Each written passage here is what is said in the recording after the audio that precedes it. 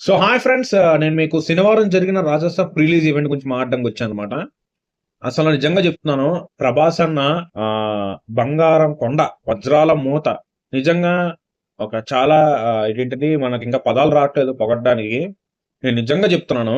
అసలు సూపర్ ప్రభాస్ అన్న నిజంగా. ఎందుకంటే ప్రభాస్ అన్న ఒక మాట అన్నాడు. ఆ మాటకి నేను ఇలా ఉండాలి కదా అని అనుకున్నాను. ఏంటంటే ఫస్ట్ మనం డీటెయిల్‌గా మాట్లాడుకుందాం. 'మారుతి' స్పీచ్ అయింది. 'మారుతి' ఎమోషన్ అయిపోయాడు. అవును కదా! 'మారుతి' ఫస్ట్ నుంచి ట్రై చేస్తున్నాడు పెద్ద హీరో కోసం. ఇప్పుడు పాన్ ఇండియా హీరోతో వచ్చేసరికి కొంచెం ఎమోషన్ అయ్యాడు.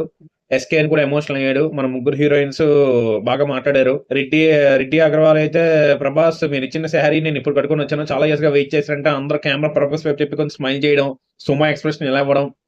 అంతా జరిగిందనమాట. నెక్స్ట్ 'మారుతి' ఎమోషన్ అవుతుంటే ప్రభాస్ అన్న కన్సోల్ చేసి 3 ఇయర్స్ కష్టం ఇప్పుడు బయటపడింది అని చెప్పడం. ఆ తర్వాత ప్రభాస్ అన్న మైక్ తీసుకొని మాట్లాడేసరికి అసల స్టార్టింగ్ మాట్లాడిన తర్వాత అందరూ 'బాహుబలి జై హో జై హో' అంటే నేను మాట్లాడుతుందో బోర్ కలిగిస్తుంది కదా! అందుకే మీరందరూ 'బాహుబలి జై హో' అంటున్నారా అని చెప్పి ప్రభాస్ అన్న ఫన్ చేయడం. ఆ తర్వాత ప్రభాస్ అన్న అన్నాడు, "ఈ సంక్రాంతికి వస్తున్న అన్ని సినిమాలు బ్లాక్ బస్టర్ అవ్వాలి. అన్నీ. ముఖ్యంగా సీనియరే. సీనియర్ నుంచి మేము నేర్చుకున్నదే. సీనియరే. సీనియర్ హ్యాపీగుండాలి" అని చెప్పి ఎంత మెచ్యూర్డ్‌గా మాట్లాడాడంటే సూపర్. ఇది ఇలా ఉండాలి. ఆ! నెక్స్ట్ మన ఈ మనది కూడా బ్లాక్ బస్టర్ అయిపోతే ఇంకా హ్యాపీ. అండ్ నెక్స్ట్ మనకి 'మారుతి' క్లైమాక్స్ ఎరగదీశారు. నువ్వు ఏంటి పెన్‌తో రాసావా? మెషిన్ గన్‌తో తీసావా క్లైమాక్స్? నాకు నచ్చింది. మీకు కూడా నచ్చుతదని అనుకుంటున్నాను. మన సినిమా తర్వాత మాట్లాడుకుందాం అని చెప్పి ప్రభాస్ అన్న అనడం. అండ్ నెక్స్ట్ మనకి నాకిదే నచ్చిందనమాట. సీనియర్ అని చెప్పి చూడండి, జనవరి 9థ్ రాజాసాబ్ వస్తుంది. దానికి 3 డేస్ గ్యాప్ ఇచ్చి 9, 10, 11, 12న శంకర్ వరప్రసాద్ గారు ఎంత హెల్తీగా ఉంది. అంతేగాని నేను పెద్ద హీరో సినిమాతో వచ్చేస్తాను.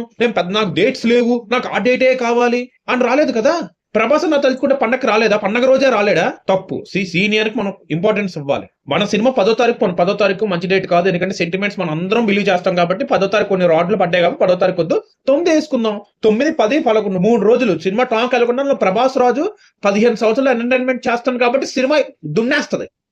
అప్పుడు శంకర్ వరప్రసాద్ గారు దానికి ఓ రోజు గ్యాప్ రవితేజ్ సినిమా. దాని తర్వాత నవీన్ పోలిశెట్టి సినిమా, శరవణన్ సినిమా కూడా అదే రోజు మార్నింగ్ షో రావట్లే. వాళ్ళు కొంచెం గ్యాప్ ఇచ్చి సాయంకాలం అలా హెల్తీగా ఉండాలి కానీ నేను పెద్ద సినిమాతో వచ్చేస్తాను. నేను సైకిల్ కదా అని చెప్పి నాకు దారి ఇవ్వాలి. ఇది తప్పు.